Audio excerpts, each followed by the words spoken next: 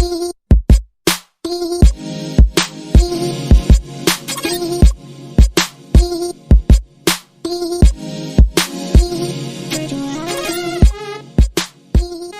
and welcome to another episode of the ArenaCraft Podcast, a show dedicated exclusively to Magic the Gathering Arena. My name is Arjuna, I'm one of your hosts. Joining me today is our other host, Covert Go Blue. He's back, and this week we're going to be talking about more spoilers for M21. So this is just like a bonus episode. We're going to keep it nice and focused. We're going to jump right into our spoilers here because there's just a lot to talk about. So, CGB, how are you doing, and are you excited to dive back in? It's me, it's CGB, new cards.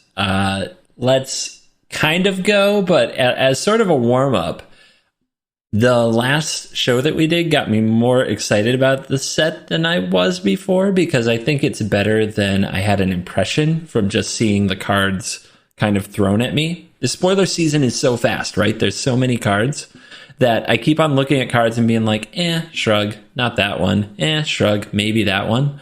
But going over them like this, I'm more excited than I was before. I think that's a good thing. I agree. This might be my favorite core set ever.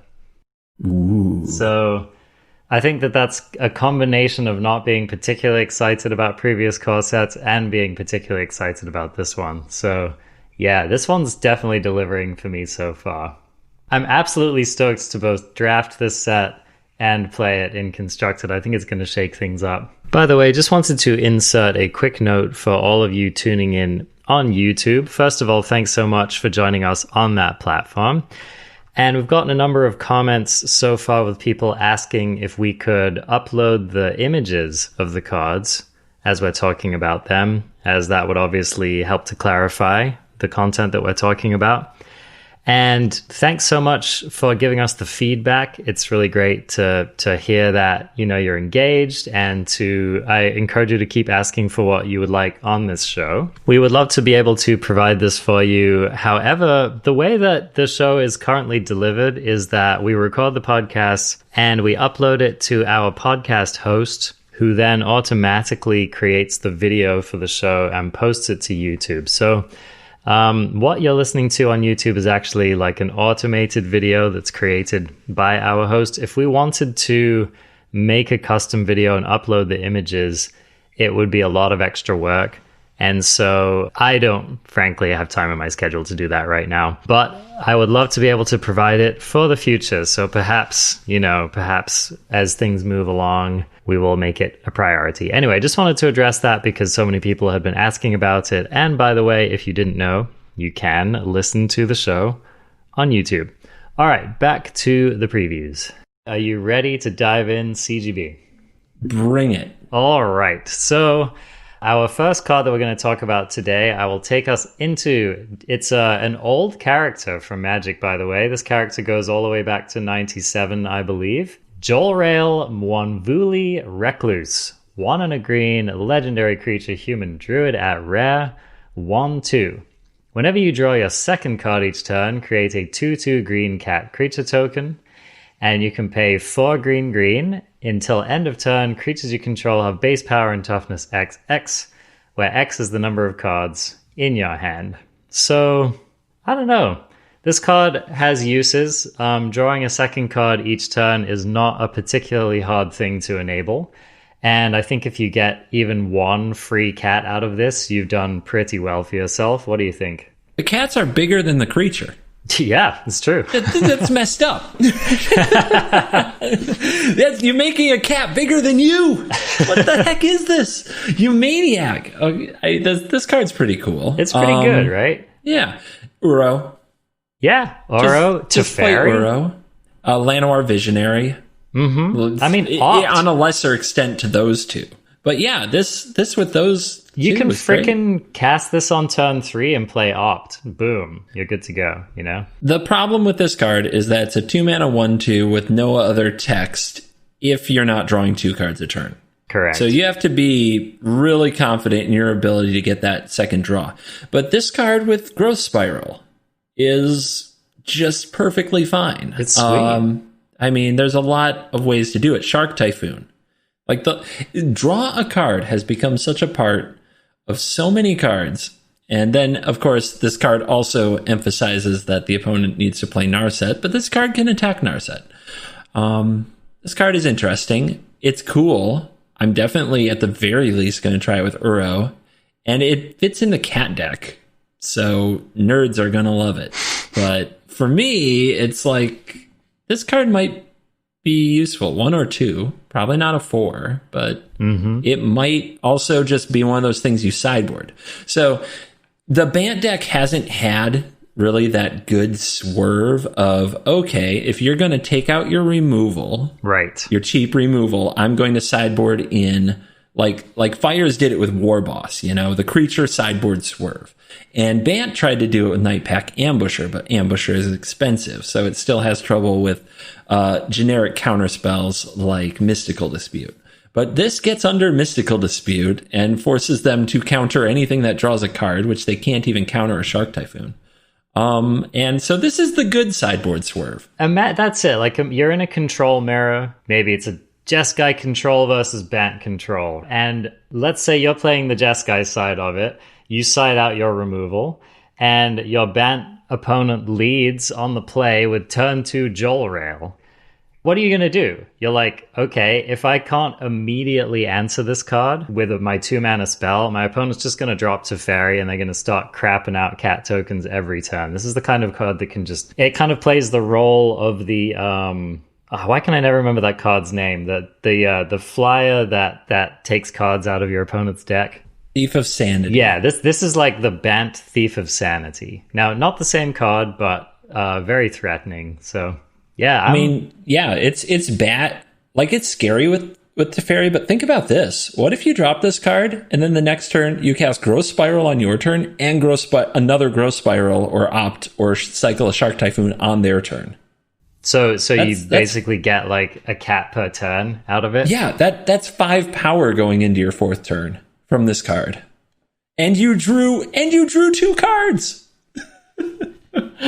So some of these decks even play a couple copies of Chemist's Insight, and that'll just get it for you alone on your opponent's turn. So not bad, Jolrael. Yeah. All right, let's move on to this next card. I think this card is sweet. Stormwing Entity. Why don't you read it for us? Okay. 3 blue, creature elemental rare 3/3. This spell costs 2 and a blue less to cast, aka 1 and a blue.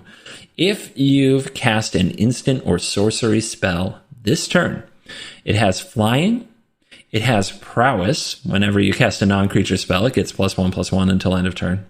When Stormwing Entity enters the battlefield, scry 2. Why do you think this card is sweet? Dude, I mean, have you read it? I don't go on Reddit. I find it a toxic, scary place.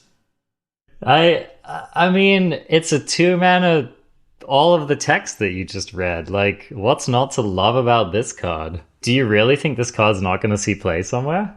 I don't doubt people will play this card. I do doubt that it's good. What are you not feeling about it? Well, the setup.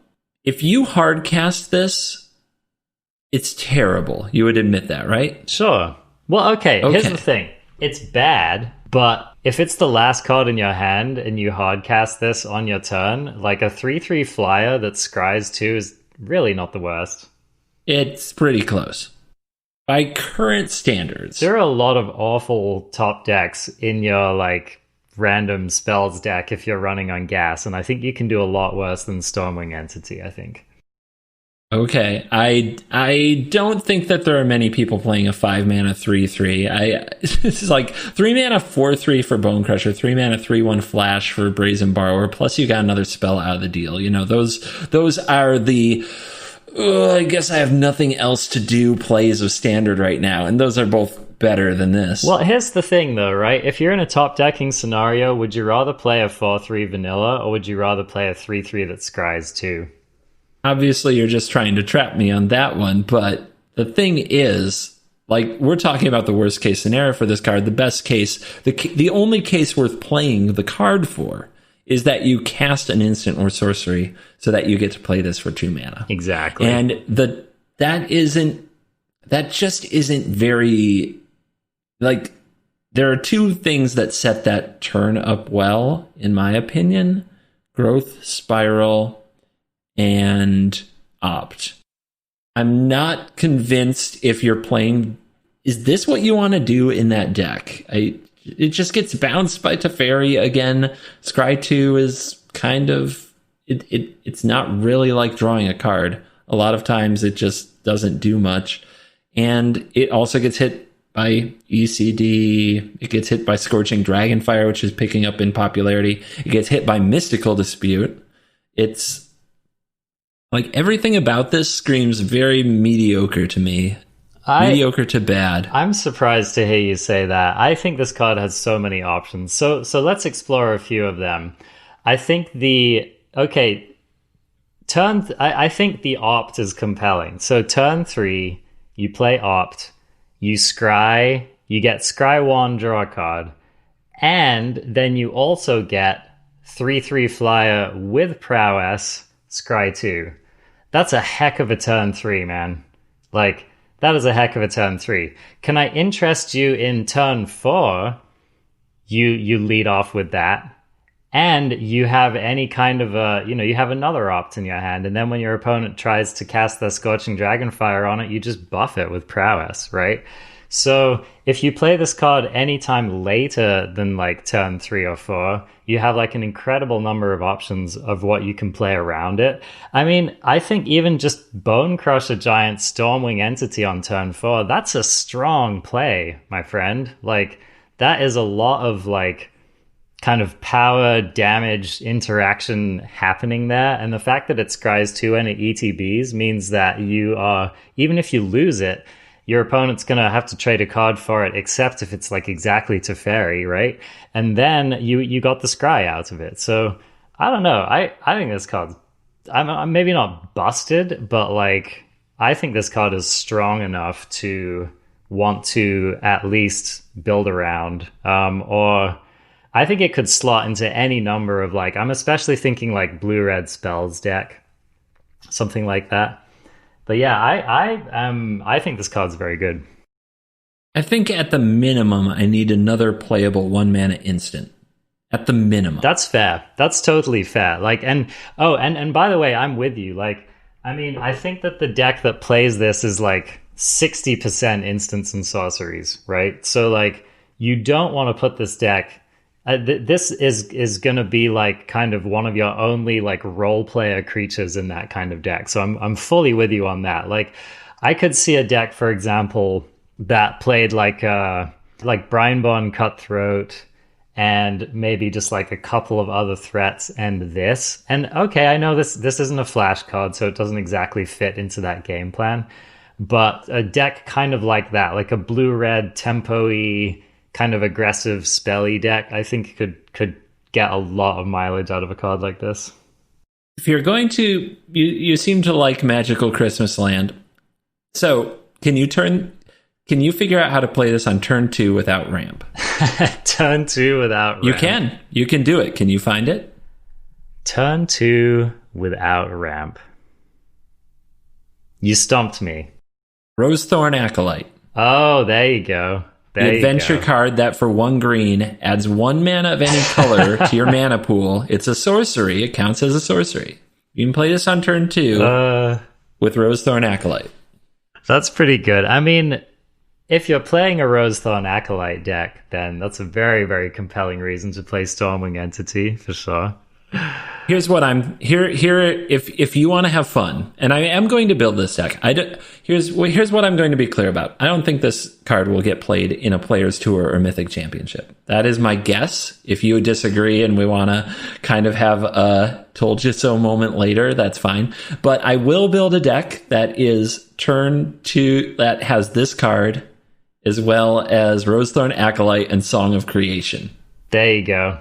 Because I just want to kill the opponent on, like, with this and Song of Creation going nuts. Yeah. I'll make that bet with you. Here's this. All right. If this card doesn't see play in either a competitive, standard, or historic deck, I'll be very surprised. before the next set comes out. Okay, I'll take it. Okay, because you can't hold me to a format I haven't seen anything of. And I could just be wrong if they spoil like 1 mana blue do something cool like tomorrow. But yeah, I mean, right now I'm totally into this. Here's the thing, like tempo decks have already played Unsummon, you know? Like imagine if your opponent, like if you're playing any kind of a creature-y deck, right? And your opponent on turn 3 is like unsummon your turn 2 play, drop Stormwing Entity, and next turn they're threatening to go off in a flurry of spells and attack you for like a 4 or 5 mana flyer, especially with the scry. Nasty. Not buying it. You're not buying it. All right. No. We shall see, my friend. We shall see.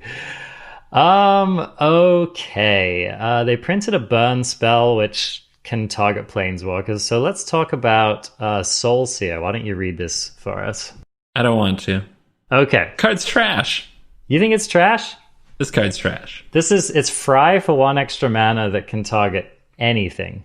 Fry is trash against cards that, like, against decks that have white and blue cards in them. Okay. Now, I think that has been true, but look at the parade of, like, lower loyalty planeswalkers they've been printing in this set. Do you think that it's, like, after War of the Spark rotates, do you think that Soul Seer will still be an unplayable card? We're talking about it now. Okay, it's 2 in a red for Soul Seer, instant uncommon. 5 damage to target creature or planeswalker. That permanent loses indestructible till end of turn. Everything about this is just, it's off rate for standard. It is an instant, that is nice. It can hit a planeswalker, but I just don't. Here's the thing. You can't play like 3 mana spot removal to deal with planeswalkers because they already generated value after they enter the battlefield, and you're giving up either your full turn or a significant part of your turn to just fall behind, because that's all that you're doing if you're removing a planeswalker with a spot removal spell like this. So if you're a red deck and you're removing the planeswalker, then you're not adding to your board. You're not increasing your aggression. If you're the spells deck or the control deck, then the opponent still got ahead and you had to use mana on your turn before they got to use their planeswalker again. It's not the right way to fight them. I don't necessarily disagree. I think that this card could be a role player in a particular standard. I think if there are certain planeswalkers that your red deck has trouble dealing with, or if there are other certain like 5 toughness creatures that your red deck has a hard time dealing with, then I could definitely see a role for Soul Seer to play. For example, people have been playing that adamant 3 red, red burn spell. It deals 4 damage to any target. Now, mind you, that one can go to the face. So, that's a very relevant line of text. But I don't know. I could see Soul Seer as being like a role player to fix specific problems that your red deck is dealing with. So I think you made a strong point for it not being that great. I don't think it's going to be a standard all-star, but I think it could be a role player. Okay, so let's move on to our next card here. This one is kind of in a similar vein. So let's see how you feel about this one, CGB. Eliminate 1 and a black, instant, destroy target creature or planeswalker with CMC 3 or less. Can I interest you in this one? Yes. Okay. Because there is significant chance that when you play Eliminate, you're removing something that you had to remove on curve before it gets value. The 2 mana plays are typically where people will play things that don't have to have an enters the battlefield ability. That can just be a must kill. Runaway Steamkin and Priest of the Forgotten Gods are 2 of my favorite. Priest of Forgotten Gods. There's no the, as my viewers love to dagger me for. Priest of Forgotten Gods is a great example of this. This card, if it costs 3 mana, would probably be terrible, Priest of Forgotten Gods. But since it's 2 mana, it's low enough to the ground that people have to eliminate it. See what I did there? On curve. And before it gets value, just because you untapped with it. So, as soon as a removal spell is 2 mana and solves a significant amount of problems in the format, especially across multiple types of permanents, it becomes very good. And that's why this card is very good. It is not great to have to fight Teferi or to fight Narset with a 2 mana removal spell when those cards already gained value, but it is great against the someone Ket Cat. I just want to say cat. Bassery cat. Bassery cat, yeah. It's pretty solid there. And here's the thing about Teferi and Narset and why those cards are particularly busted. Their passives, just sitting on the battlefield, can ruin your game plan. Yeah. Like Sultai. I love Sultai Control, Sultai Ramp. I can't play it for long because a Narset on the field just destroys that entire deck. Agreed. And it has no good way to remove it. Like, agreed. If you run Vraska, it's such a meh planeswalker that costs 4 mana. You're behind on mana. But Eliminate just instantly goes in the deck and changes the equation. Now you can reach out, smash the Narset, and away you go. It's also like, does Temur Rec want to somehow change its configuration to run this? Because killing Teferi for 2 mana is a big game. You know? And I think that you highlight a good point, which is, no, is this the ideal answer to Teferi or Narset? It's not. You're down a card. However, I mean, Temur Rec doesn't have a problem drawing cards, right? Sultai doesn't have a problem drawing cards. The problem is not going down a card. The problem is your opponent having a planeswalker you can't deal with. So I think that we will gladly kill these planeswalkers, specifically in I regularly deck myself playing Sultai. I don't have a problem drawing every card in my deck. I just need to get that frickin' Narset off the table. Yep. This card is a game changer for a lot of these decks.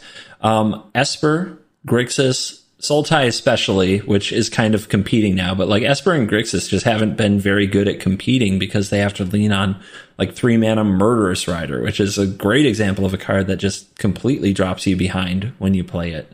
But this card doesn't. You know, you stay even and you can get back to business. That's why it's a good card. Keeping standard in business. All right. Happy to see Eliminate. Let's talk. Okay, I'm going to just ask you one question about this next card. Okay, I'll read it for you. Volcanic Salvo, 10 red, 12 CMC spells, sorcery at rare. The spell costs X less to cast, where X is the total power of creatures you control. Volcanic Salvo deals 6 damage to each of up to 2 target creatures and or planeswalkers. One question, CGB, is this card playable? No. Okay, let's move on. I thought it was going to be the gas or ass question. I was ready. Oh, okay. Well, so gas or ass. We've both come down on ass on this card. This is both sides of the ass. Don't play this card, people. Just skip it. It's worse than you think it is. Okay, another card that might be worse than you think it is. Idol of Endurance. Do you want to read this for us? No. Okay. But I will. 2 and a white artifact rare. When Idol of Endurance enters the battlefield, exile all creature cards with converted mana cost 3 or less from your graveyard. Until Idol of Endurance leaves the battlefield. 1 and a white and a tap. Until end of your turn, you may cast a creature spell from among the cards exiled without paying its mana cost. This card's probably just too slow and requires too much setup, right? Compare this card and all the absolute devastation that is Teferi bouncing this card, leaving those things in exile. Compare that to Lurrus. Although it says until Idol of Endurance leaves the battlefield, so you don't suffer from that, which is good. I suppose you're right, but still, compare that to Lurrus.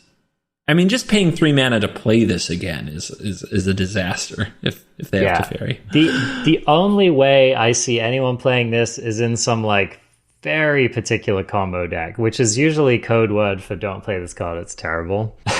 So I think you made your case. I also think the card's bad. Let's talk about, they are reprinting the enemy color temple cycle. What a buzzword. What a freaking buzz topic. My God, everybody wants me to talk about this every single time I turn on my computer.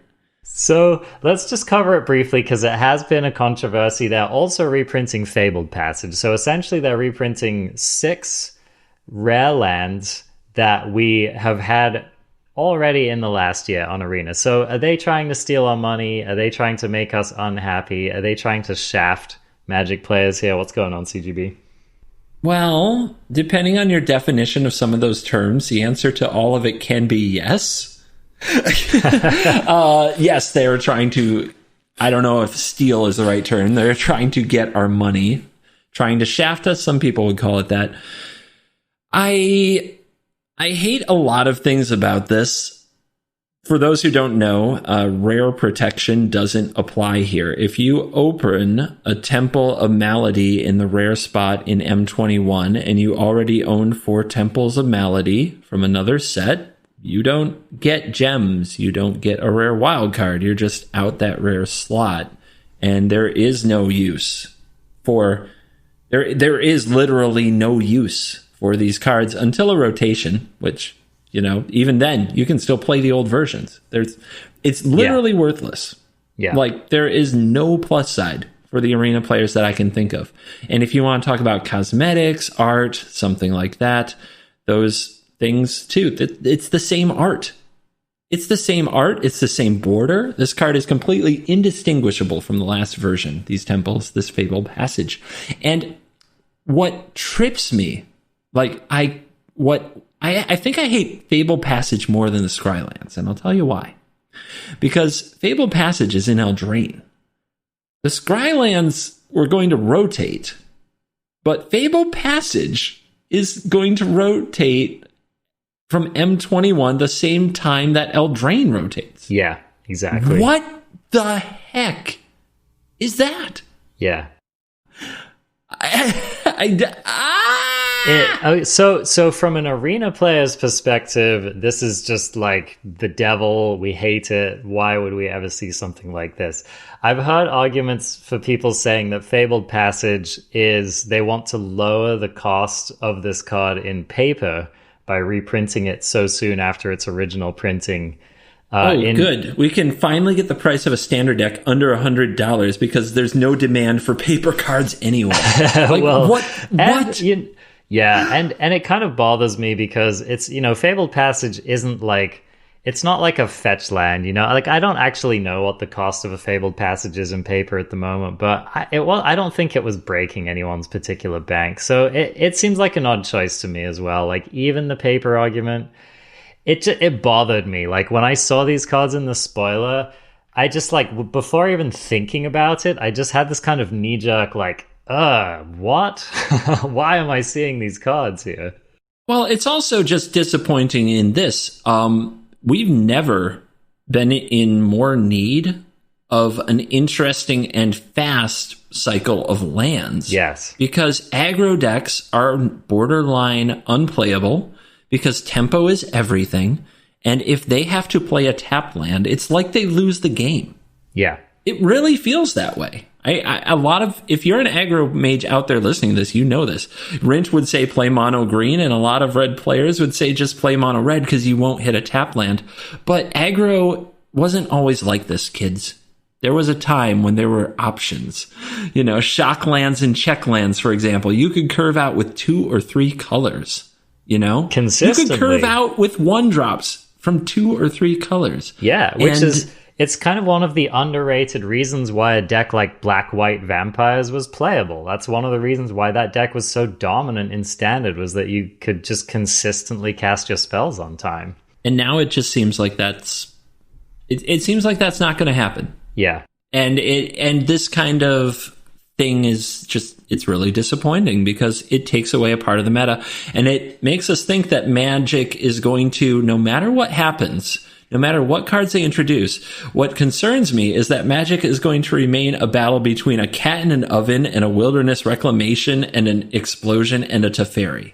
Those 3 things are just going to keep pushing back and forth because nobody can attack them, get under them, put them under pressure. So that's my concern. I'm with you. Now, of course, this all points towards Zendikar printing some kind of excellent lands that we're all going to love that are going to come into play untapped and hopefully Allied Temples.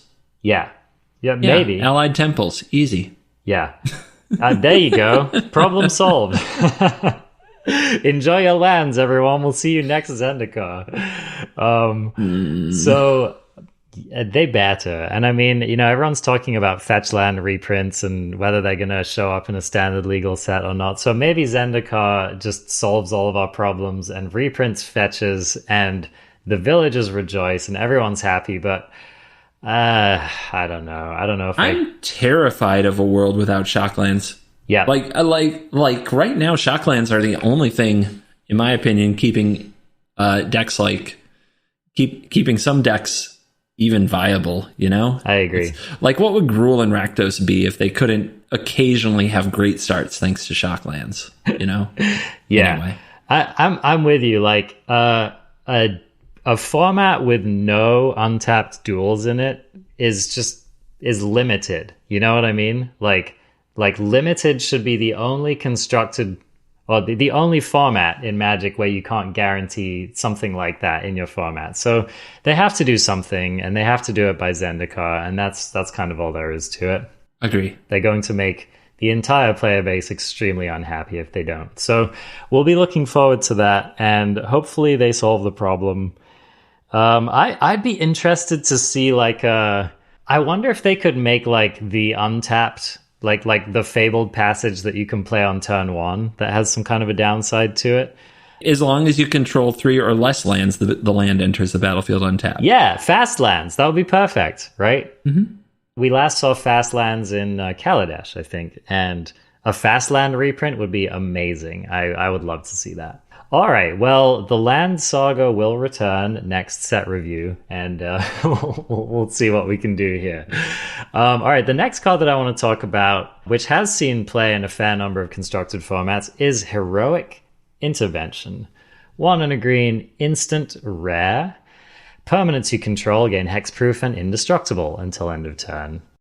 I don't know if the versatility makes it worth... we have Lazotep plating, sees very little play, unless you run my Jeskai Mutate deck, which some of my fans, God bless you, do. But for the most part, nobody plays Lazotep plating, which is everything you control gains hexproof, and you get a 1/1. This is everything gives you hexproof and indestructible. I don't know if the addition of indestructibility, therefore sweeper protection, as well as spot removal protection, makes this better than Lazotep plating. It seems really narrow. It also seems like a nice gotcha, like a beautiful little gotcha moment, but I can't see it being more than a 1 or 2 of in sideboards, and I think that's probably the ceiling on the card. Yeah, and so the one problem with Heroic Intervention in the format, the main problem I would say is just Teferi. So when your opponent does that classic play of turn 3 Teferi, bounce your thing, or just whenever your opponent gets to plus their Teferi and pass the turn back to you and leave up Shatter the Sky, you're going to look at Heroic Intervention in your hand and just kind of cry yourself to sleep, basically. So Teferi completely hoses this card. Welcome to the Teferi review. We're here to talk about Teferi and a little more Teferi. Standard's going to be a very particular set until Teferi rotates, and that's just kind of the way it is, my friends. Yep. So we'll get back to you guys in October or whenever it is that Standard rotates, and we'll just do a whole other set review of this set. And we'll reevaluate every card. It's not insane to say that we should reevaluate all legal cards when Teferi leaves the format. Yeah, that's not insane. Yeah, that's how nuts the card is. It is. It's just literally one of the most format warping cards ever printed. Period. I mean, we joked about Goblin Chain Whirler in the past core set that it was printed in for the same reason, because Goblin Chain Whirler invalidated so many text boxes, and Teferi is Chain Whirler times 2, times 3. So anyway, so Heroic Intervention, probably going to see some sideboard play, and if Teferi continues to dominate, might not even see sideboard play, but it's a strong card. It's a very strong card. Okay, let's talk about another golden oldie that might not be playable anymore. Why don't you read Grasp of Darkness for us? Black instant, printed at common, originally an uncommon. Target creature gets -4/-4 until end of turn. So, have we moved on? What do you think?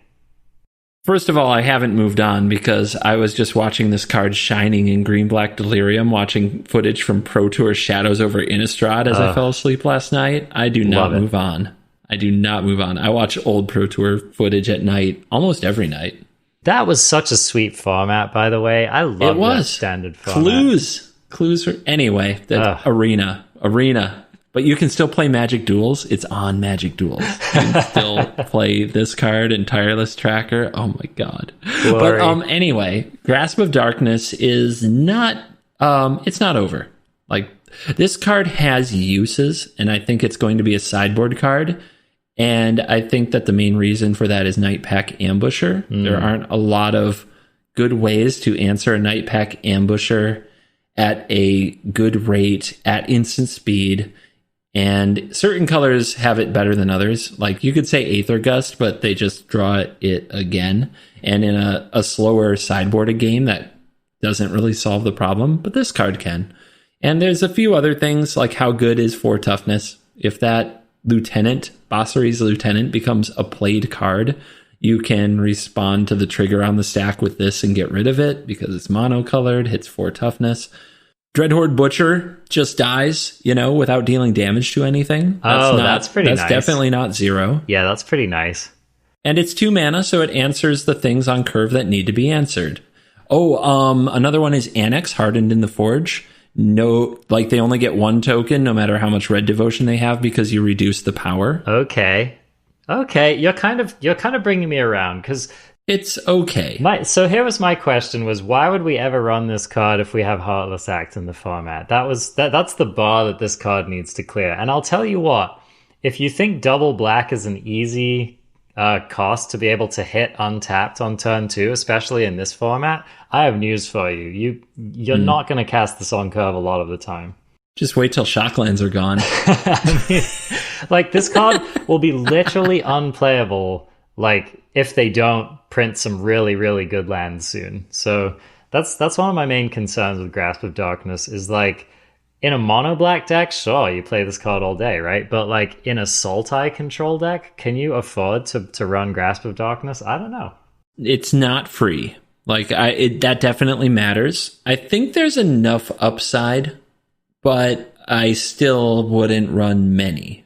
Like I said, I think it's like 2 out of the sideboard. I don't think it will see much best of 1 play because it's not as versatile as other options. But it's definitely not a complete. It's not a total flop. It's not a total loss. So, for example, if that 3/1 discard a card, make the creature indestructible sees a lot of play in the format, then we might see more Grasp of Darkness. Great example. If we're getting used to, like, these indestructible doggos, right? Like, if you have that sack dog that makes a thing indestructible. Yep, great example. Gets around that, so yeah, it could be relevant, actually. The more I think about it, they have put some indestructibility in it. Now, people have been saying, oh, what about the gods? This doesn't hit any of them, so don't... What about the gods? Are people playing gods right now? I must have missed the memo. Who is out there on God true. Watch? Those Theros gods. I bought a lot of that Theros. I got a lot of those mythic gods lying around. When are they good? You know what? They'll come back when those companions become relevant again. How about that? Well, they're just looming over the format, like Heliod, sure, whatever. But the problem is that they all, I think, without exception, they all have 5 toughness or higher. Without exception, they all get bounced by Teferi. Yes. And that's all that matters. Without exception, they just haven't been good. I mean, like, Thassa hasn't been good. Heliod hasn't been good. Which of the other ones even saw play? I don't remember. It doesn't even matter. Yeah. The Rock says it doesn't even matter what their name is. So, we'll catch you in October, friends. We'll catch you in October. All right. So let's keep scrolling through some of these utterly junky, unplayable cards here. So why don't you read this card for us? Okay, Traitorous Greed. And the art seems to be a dragon with battle armor and flags for wings. No, those are just flags in front of the wings. And it's just, I don't know what to tell you. But this is 3 in a red sorcery, uncommon. Gain control of target creature until end of turn. This is total trash so far. Yeah. Untap that creature. It gains haste. I feel like I've read this book. Yeah. Add 2 mana of any color. Wait, what? Spicy. Add 2 mana of any color. Spicy. What are we doing? What are we doing here? So you can gain control of any creature, and you get 2 mana back. So the first thing that came to my mind was Heartfire, right? So you snatch that creature, you smack them with it, you Heartfire them, you smack them in the face, right? So this lets you cast your sacrifice spell. This could also enable that 1 black sack a creature draw 2. I don't know. What do you think? Weaponize the monsters. It pays the cost of weaponize the monsters. There you go. But add 2 mana of any color. The problem with that is you can't attack with it and then use the mana. You have to use the mana right after you cast this. Oh, that's a really good point. I didn't think about that, right? Because if you go to combat, it drains from your pool. Yeah, that's a problem. That makes this card so much worse. It really does. Yeah, really does. I totally... Oh, well, now that you point that out, that's kind of... I don't know, there's going to be like some very specific edge case. Maybe like you have specific stuff in your deck, but probably not otherwise. Here's the thing. It's significantly worse than Claim now, and it's because you can't target your own creature very easily. You need a ton of mana. And the other thing about that card that I mean, is it better than Act of Treason? Yeah, because it's cheaper, right? Act of Treason's... What's the upside on Act of Treason? I forgot. Does it scry or something? No, just no upside. It's just the straight any up. size creature. Yeah, any size creature. So, all right. Well, now that you pointed that out, I'm kind of off it. If you had the mana for the rest of the turn, then I think we'd be talking. Let's get to Conspicuous Snoop. So this is red for a 2/2 creature goblin rogue at rare. Play with the top card of your library revealed. Okay, interesting. You may cast goblin spells from the top of your library. As long as the top card of your library is a goblin card, Conspicuous Snoop has all activated abilities of that card. The thing that jumps out to me about this card is like maybe a historic player. I don't think we have... Maybe we don't have enough playable goblins in standard at the moment, but historic has some, like somewhat-ish goblin-y decks that this could be a thing in. It's a 2/2. Did you mention the power toughness? Yeah, 2/2. Okay. Mm-hmm. I mean, I would need you to tell me how to make this card good because you seem to have that imagination. I look at this and I'm like, how often is the top of your library going to be a goblin with a good activated ability that you would even want? What is a good goblin ability? What's a good activated ability of a goblin? So anybody? I don't disagree with you. For me, the main thing to do with this card is just to try to get like a couple, even one extra goblin off the top of your deck and cast it in the same turn, right? Like that, to me, that seems like the reason you play this is just to get that kind of like experimental frenzy-ing going on. Yeah. Because otherwise, I agree, it's unplayable. If it didn't have that line of text, I don't think this would be a role player. I think if you're running some kind of like 20 land... Oops All Goblins deck with just like a bunch of, I don't know, fanatical firebrands and whatever, then, this could actually be like a solid like turn 3 or turn 4 or later game, right? Like, I mean, this is a pretty reasonable top deck in a goblin deck. Can you cycle Gen Palm Incinerator off the top of your library? I don't think you can. No, because it's just cast, right? So that's... Yeah. So anyway, who knows whether it's good enough? I know, not good enough. Even for historic, do you think? Yes. I think the historic goblin deck is bad without some more good reprints. It needs goblin pile driver. It needs goblin... what is the goblin that gives +1/+1? It's just a Goblin King. I'll go back Lord. Super old school. Yeah. So it needs Goblin King. Supposing we had like a competitive Goblins deck in Historic, would this be a good addition to it? If you're literally running 20 plus Goblins, I think the answer is yes. I think so too, because that was my read. I think like in a Goblin deck that you actually want to play, I feel like Conspicuous Snoop has enough text on it to make it worthwhile. I also feel like there would be times where you just reveal a Siege Gang commander on top of your deck, and instead of casting it, burn your opponent out with the ability. That's probably as good as it gets. Yeah, totally. Because, I mean, Siege Gang Commander is pricey, and if you get to turn your Conspicuous Snoop into one and you have any number of goblins on the field already, could be very good. So, I don't know. I think this card is a good goblin enabler, and just one of those cards that makes you keep an eye on goblins being printed moving forward. Yeah, it's probably a print away from being good. Okay. Yeah, I agree. Let's just talk quickly about Frantic Inventory. 1 and a blue instant, draw a card, then draw cards equal to the number of cards named Frantic Inventory in your graveyard. Unplayable? Probably.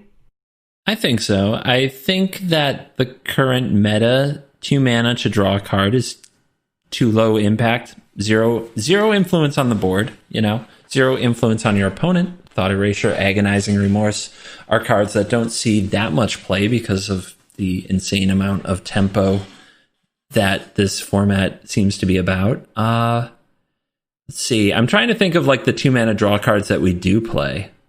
Yeah, because we don't play Omen the of the Jumpstart one. Isn't Omen of the Sea just better in so many ways? It's on the board, so you can bounce it with Teferi. You can flicker it with Yorion. It gets you like a total of 3 cards deep. This only gets you 1, no scry. And yeah, I think Omen of the Sea is significantly better than this. I think that the only way this card is even close to good is if you have a good way to discard the first copy, then casting the second one. 2 mana draw 2 is okay. So Teferi, the 2 time mana guy, draw 2 is okay. I'm not kidding. Like in another world, we would try to figure out how to play a card like Winged Words, which can be a 2 mana draw 2. And all it asks of you is to have a flyer. I mean, but I still think Charter cares. Course would be fantastic if it were in Standard, Charter Course, Charter Course is playable. Yeah. That's what it takes, 2 mana draw 2. Yeah, and so yeah, you're right. If you get the first one in the yard, the second one's good, and then of course the third and the fourth ones are absolutely busted. The shell I could see this for most would probably be like some kind of Arclight Phoenix shell. Now, Phoenix hasn't been quite good enough to see play in Standard, but it's always kind of lurking there in the background. Yeah, I'm going to keep my eye on it. My prediction is it won't do anything. Yeah, fair. Let's talk about a card which people are going to be looking at in light of recent developments. Do you want to read Transmogrify for us? Sure. Transmogrify is the card Polymorph, but red. So was Polymorph originally blue? Yeah. Okay. I will read it. I'm just being a troll. So Transmogrify, 3 and a red sorcery, rare, exile target creature. And it can be yours or your opponent's, just so you know. Oh, okay. But then that creature's controller. That's interesting. That creature's controller reveals cards from the top of their library until they reveal a creature card. That player puts that card onto the battlefield, then shuffles their library. Oh my god, that's going to be such a tilt when your opponent exiles your questing beast and you get a pelt collector out of it. I love it. I suppose. I was thinking more of you just transmogrify their shark token in their creatureless deck. Haha. Yeah, that's the thing. You can do. That's not a good use of your 4 mana. Just brazen borrow that thing. Come on now. But this card would be interesting, and I literally, when somebody showed me this on Twitch, I just shrugged. Because it's they printed a Planeswalker for 5 that does this twice. So is the ability to curve, let's say, end of your 3rd turn, you flash in Omen of the Sun, and then on your 4th turn, you play Transmogrify and oops, Dream Trawler. Is that a good enough curve or no? No. You spent 4 mana. You had to exile the thing, so if they interact with it, it doesn't work. The payoff is Dream Trawler, and for 4 or 5 mana, the opponent might have a sweeper or an adequate answer. The power, and actually a lot of people have brought this up since I suggested that Jeskai Luca Dream Trawler could still be a really good best of 1 deck. A lot of people mention, well, all you're doing is saving 1 mana on Dream Trawler. And I can't stress enough that that's not why the Luca version is good. The Luca version is because you paid 5 mana for 2 Dream Trawlers. Yeah. Not 1. Yeah. This is 4 mana for 1 Dream Trawler. It's tough to answer, but it can be answered and it can be interacted with. And if they do, it's a pretty huge blowout. And this card is generally useless if you can't set it up well. So Luca, on the other hand, not completely useless. It's just a threat to have on the board. If you play Luca on an empty board, the opponent still has to respect that you can make a creature at any time and go get something. So they have to play the game differently. They have to deal with the Luca. This card sits in your hand and does nothing without a target. So this card's significantly worse than Luca, and I might be wrong. I had a blind spot when Luca came out. I said it might be busted, but people would have to show me. They did. I don't think this is busted. I don't think you play it instead of Luca. People would have to show me that I'm wrong. Mm-hmm. I think I pretty much agree. It takes a very particular deck to prefer playing this over that. Or, I mean, do you play both? You would literally have to have a creature to hit that I think is better than Dreamtrawler. I think you have to hit some kind of an instant win. So, like, if it was Agent of Treachery and you were just playing more ways to get it? This was going to be legal with Agent of Treachery, everybody. Because I think that's good enough, Can you imagine? right? This was going to be legal with Fires of Invention and Agent of Treachery. That was the plan. Can you imagine if they hadn't banned that deck? That you could now... It wasn't good enough that Luca could do, like, triple agent to you on turn 5. We would start on turn 4. The first agent would be turn 4, and then it would be triple or even 5x agent on turn 5. Can you imagine? Yeah, that's filthy. It's totally filthy. So Transmogrify, keep an eye out on your expensive creatures. I know that someone's going to be playing this in Historic and just getting an Ulamog into play on turn 4, so that's going to be a fun thing to look out for. Nice. Yeah, you know, whatever. Probably not that good. Teferi. End of story. End of story. Which is probably what's going to happen with this next card as well. Fiery Emancipation, 3 red. Mythic enchantment. If a source you control would deal damage to a permanent or player, it deals not 1, not 2, but 3 times that damage to that permanent or player instead. So this is like you had 2 Torbrands on the field at once, basically, but it's any source, not just a red source. However, it is a 6 mana, essentially do nothing enchantment. So I don't know. Is there anything for us to talk about before we move on here? Shock you for 8. That's pretty good, I guess. There's going to be some kind of silly, like, Boros Starfield Mystic deck with this. Yeah. Here's the thing, right? Chandra curves into this, and if they didn't kill the Chandra, they do take 8. Something takes 8. Mm-hmm. But, I mean, who plays a 5-mana spell that isn't dealt with? Yeah, I mean, Magic? yeah, if you're sticking your 5-mana play into sticking your 6-mana play, yeah. You better win. Yeah. It doesn't matter what they are, you better win.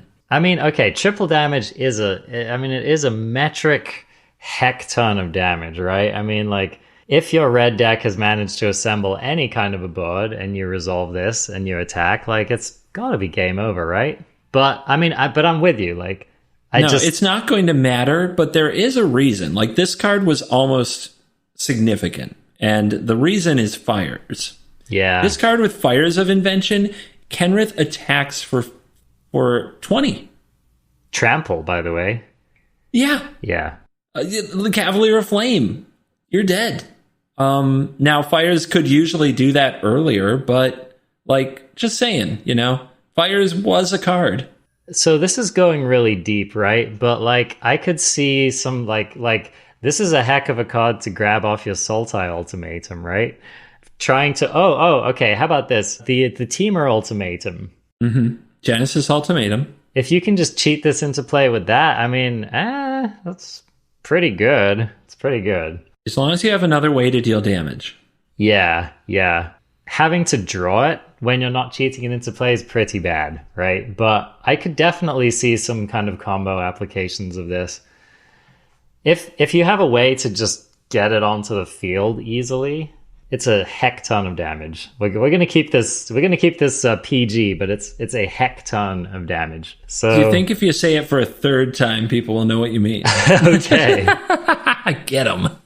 No, I mean, that it's triple. You have to triple it. Yep. We did it. We got there. Why don't you read Garruk Unleashed for us? Okay. Garruk Unleashed. Welcome back. 2 green, legendary Planeswalker Garruk, 4 loyalty, +1. Up to 1 target creature gets +3/+3 and gains trample until end of turn. Minus, how am I supposed to read, dude? Sorry, I forgot. Dude, behind the scenes, he's sharing his screen, and he just starts scrolling around like, what am I gonna read? He doesn't care what happens here. I'm like looking at what's coming up next. He just skips. Yeah, I'm like, I don't remember this card by heart right now, bro. So Garruk, -2, create a 3/3 green beast creature token. Then, if an opponent controls more creatures than you, put a loyalty counter on Garruk Unleashed. -7, you get an emblem with, at the beginning of your end step, you may search your library for a creature, put it onto the battlefield, shuffle your library, and he's got an axe. You know, he's looking swole. Just for those of you concerned about if Garruk has been in the gym, if he's malnourished, like what's been his story for the last 5 years, he's looking all right. He's been eating a lot of gingerbread, and he's feeling pretty good. So what do you think of the return of Garruk in this Unleashed form? A little underwhelmed. I don't know how underwhelmed I am. I'm certainly not excited to start jamming Garruk into any deck I can think of. You get a heck of a lot more Planeswalker for 1 more mana with the new Vivian. So I guess I say the new Vivian. What I mean is Ikoria's Vivian. So let me try to frame this one, because when I first looked at this card, I had your reaction. Yeah. And the longer I've thought about it, the more I think it's better than I think it is. Okay. And so I'm going to try to frame it a little bit. So when you plus the card that we looked at before, I keep on forgetting the name. Is it Basari? But the white Planeswalker, yeah, right? Yeah, it's Basari 3 mana Planeswalker, +1 is +1/+1 counter and indestructible. And that's pretty good. Mm-hmm. Like, that turns any smaller creature into a significant threat. This +1 is +3/+3 and trample. If your opponent plays a creature of most any size, and you have if your opponent plays another Planeswalker and you have just about any creature on the battlefield and you play a Garruk and plus it, Garruk's going to go smash that Planeswalker. Garruk's going to go smashing over that creature. Like, your creature is going to be the biggest thing attacking. And if you are a green deck, what more could you ask for than hitting the opponent faster and harder? Also, the -2, I think that's kind of your fail state. If I don't have a creature that I want to smash my opponent's face with, I guess I'll make a 3/3 beast. And then I'll have something to smash them with next turn. I don't think if an opponent controls more creatures than you, put a loyalty counter on Garruk, I don't think that's particularly matters. I mean, it will come up, but I don't think it matters. Not in the kind of deck this belongs in. And the -7, I think, is flavor text. Yeah, but I agree that the ultimate's not why you play Garruk at all. Yeah, this card, you need to unlock the power of free giant growth and trample on your creatures. And yeah, that's interesting. So here's where I'm getting hung up, right? Because Vivian Arkbow Ranger is approximately 10,000 times better than this card if you're trying to do that. Sort of. Vivian can't make a creature on her own. That's true. She's no good on an empty board. That's true. So Garruk has Vivian beat when it comes to that. Here's the thing, like, you're going to be playing Garruk in a creature deck anyway, so I think it's unlikely. It happens, but it's unlikely that you're going to resolve this on an empty board. But if you do, you're happy. Like, you have a Planeswalker and a threat, and next turn that creature attacks for 6. Yeah, I mean, when you put it like that, that's not bad. That's the thing. Resolving it on an empty board, actually, you're happy because it resolved and your opponent's under huge pressure again. So say they just swept the board and you follow up with a Garruk. But at the same time, the Garruk is good before the sweeper. If you play Garruk plus it and hit the opponent really freaking hard and they sweep, okay, I'll play a Questing Beast and plus Garruk again. How are you doing? I just think, like, here's the thing, right? So in the scenario in which you plus Garruk, give a creature giant growth, get in, and then your opponent untaps and kills your Garruk, right? You're not that happy in that scenario. You still have the creature, and their life total is low. Like, they have to respect that creature. I don't know, man. The lower their life is, the more they have to respect that creature and ignore the Garruk. I've been playing a lot of mono green, and this card does not pass muster in that deck, I'll tell you right now. So I'm just trying to think about what deck do you actually play Garruk Unleashed in? That's what I'm having a hard time with, because I think Henge Hammer. I think all of our existing Planeswalker options are better than Garruk. Is like I don't think so. Yeah. We're going to have to try it out. But yeah, I would rather run Vivian Ockbow Ranger in any of my like mono green aggro decks, and I'd rather run 5-mana Vivian in like any of my more kind of mid-rangey decks. So yeah, he'll have to find a home, you know? He'll need a home. Sir Farron the Henge Hammer has never had a better friend. I mean, when Sir Farron the Hengehammer travels to the North Pole and meets Santa Claus, then you have a point. That card is in a deck that I believe last I checked was 5-0 in the PT today. Oh, really? Mm-hmm. You know, I've been so skeptical of that build of mono green, and people have said that it's good. Zvi Mauschkowitz is one of the greatest players of all time. He's the one who designed this build with Hengehammer and Giant Growth. He has built some of the greatest combo decks of all time, is how I would put that. Oh, is that okay? So, yes. I mean, I guess that is a creature combo deck if you think about it. Sir Farron. I will say I played a mono green mirror against the Sir Farron deck, and it was a lol fest. Like, that deck looked so bad against my mono green deck, but maybe it was just because I was on the play or something. Who knows? It can be as simple as that these days. I bet if one of you two controlled a Garruk Unleashed, the player with the Garruk would have won that game. Okay, all right. Do you want to bet on this one? Do you like? I think this will see significant play. I'm less into it than you are. That's fair. I'm not ready to trash Garruk because I think it has obvious power. But what I said before stands. I just don't think that it replaces any of the other green planeswalkers green planeswalkers are good these days, man. There are some good green planeswalkers.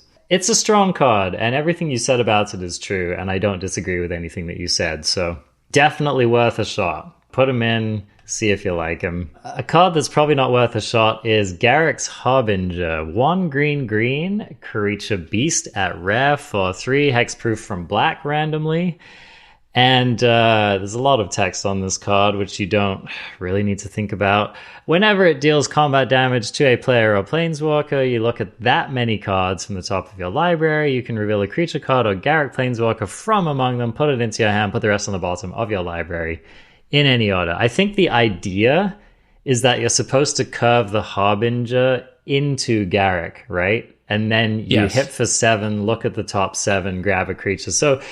Or a planeswalker. So in that situation, it's golden and you love life and everything's wonderful, right? But can we just talk really quick about if the goal is to play this and then play a Garruk so it hits you, why does it only find a Garruk planeswalker or creature? Like, we don't need another one. Well, here's the thing. You're carving this into Garruk 6. That's what you're doing. Stupid. No, that's just stupid. I'm sorry. It should say Planeswalker, not Garruk Planeswalker, because the 4-mana Garruk Planeswalker is the only Planeswalker that plays well with it, I guess, unless you do the Vivian thing. You're right. I mean, like, I don't know. Maybe they'll print like some other Garruk in the next set. But I agree. It's kind of stupid because you're probably not playing this and the Golgari 6-mana Garruk in the same deck. Like, they just want to do such different things. Right? Like, that Garruk is it's like a Golgari Grindfest finisher, like board controller, you know? And that's such a different game plan than what the Harbinger's doing and what Garruk Unleashed is doing. So, agree. Yep. Yeah, this card has 3 toughness. To vary. All right. Well, I think we're at an hour here, and we haven't even remotely covered all of the spoilers in this set. So perhaps it's time for us to tap out and wait for our next edition of Spoilers for M21. Are you more or less hyped for this set after this particular review, CGB? I'm more. Like I said at the beginning, I was getting more hyped after the last one, and this one also revealed some cards. Although I've got to say, we went over, in my opinion, a bunch of the Timmy cards. You seem to think some of them might do something. So we'll see. You know, guilty as charged, my friend. What can I say? You know, whenever people are pointing and laughing at Timmy, sometimes he comes through, you know? Well, Timmy, Garruk is waiting, and I don't know what... I think once you play this card, you'll come around. Okay, all right. I'll tell you what. Any Planeswalker that's going to make a green mage out of you, CGB, is a card that I'm happy to see in the format. So your ringing endorsement of this card will make me look forward to watching the inevitable content that you and your fans will enjoy pushing out. So stay tuned for all of that. And so speaking of content, you can find ArenaCraft Podcast content at arenacraftpodcast.com. You can search for ArenaCraft Pod on Twitter. You can find us ArenaCraft Podcast on Twitch. We also have some links to other things, such as our Discord, in the show notes, so you can get in touch with the community there. You can find Covert Go Blue also by searching for that particularly unique string of text anywhere that you wish to find him. He is on YouTube. He streams a lot on Twitch, Monday through Thursday, 4 p.m. to 6 p.m. Eastern Time if you want to catch him live, and sometimes on the weekends if he's feeling frisky.